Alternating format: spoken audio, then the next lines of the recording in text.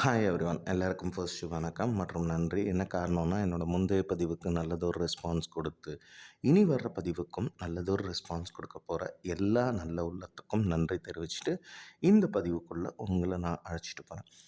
இந்த பதிவில் எதை பற்றி பதிய வைக்கலாம் அப்படின்ட்டுருக்கேன்னா, தமிழ் மாதங்களில் சிறப்பு மிக்க மாதமான மாசி மாதம், அதே மாதிரி ஆன்மீகத்துக்கு ஒரு உகந்த மாதம்னு இதை சொல்லுவாங்க. அப்படி இருக்க இந்த மாசி மாதத்தோட சிறப்பு என்ன அப்படிங்கிறத முதல்ல நம்ம பார்ப்போம். மாசி மாதங்கிறது இறை வழிபாட்டுக்கு உகந்த ஒரு மாதம்.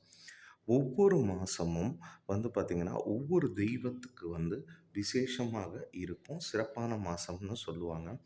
அப்படி இருக்க மாசி மாதம் தெய்வங்கள் வழிபாட்டுக்கு ஏற்ற ஒரு மாதமாகும். மாசி மாதத்தில் தான் பார்த்திங்கன்னா குழந்தைகளுக்கு உபநயனம் செய்வதும் மந்திர உபதேசம் செய்வதும் செய்வாங்க. அதுக்கு உகந்த மாதம் மாசி மாதத்தில் வரும் மக நட்சத்திரமே மாசி மகம்னு சொல்லுவாங்க. அன்றைய நாளில், அதாவது புண்ணிய நதிகள் தீர்த்தங்களுடன் அமைந்த ஆலயங்களை நாம் தெப்ப உற்சவங்கள் சிறப்பாக நடைபெறும். தமிழகத்தில், அதாவது கோயில்கள் அமைந்த ஊர்னு சொல்லக்கூடிய கும்பகோணத்தில் பார்த்திங்கன்னா மாசி மகாமகம் மாசி மாதத்தில் தான் நடக்குது. அதே மாதிரி அது 12 வருஷத்துக்கு ஒரு தடவை நடக்கிற விசேஷம். மாசி மாதம் வர்ற சங்கடஹர சதுர்த்தி ரொம்ப சிறப்பு வாய்ந்ததாக கருதப்படுகிறது. அன்றைய நாளில் விரதம் இருந்து விநாயகரை மனமாற வேண்டிக்கிட்டிங்கன்னா எல்லா தோஷங்களும் விலகும் என்பது ஒரு நம்பிக்கை. மாசி மாதம் புனர்பூச நட்சத்திர நாளில் தான் குலசேகர ஆழ்வார் அவதரித்தார். மாசி மகம் என்பது அன்னதானத்துக்கு பெருமைகளை உணர்த்துகிறது. எனவே மாசி மாதத்தில் நம்மளால் முடிஞ்ச அளவு அன்னதானம் செய்வது ரொம்ப விசேஷம். மேலும் உயர்கல்வி ஆராய்ச்சி செய்ய விரும்புகிறவங்க மாசி மகம் அன்று அவங்க ஆரம்பித்தாங்க அப்படின்னா அந்தந்த துறையில் சிறந்து விளங்கிறதுக்கான ஒரு வாய்ப்பு இருக்குதுன்னு ஐதீகங்கள் நமக்கு சொல்லுது.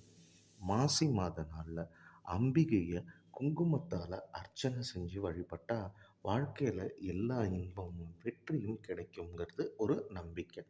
மாசி மாதம் அதிகாலையில் எழுந்து குளிச்சுட்டு துளசியால் மகாவிஷ்ணுவை வழிபாட்டு வந்தால் பெருமாளின் அருளும் நமக்கு கிடைக்கும்.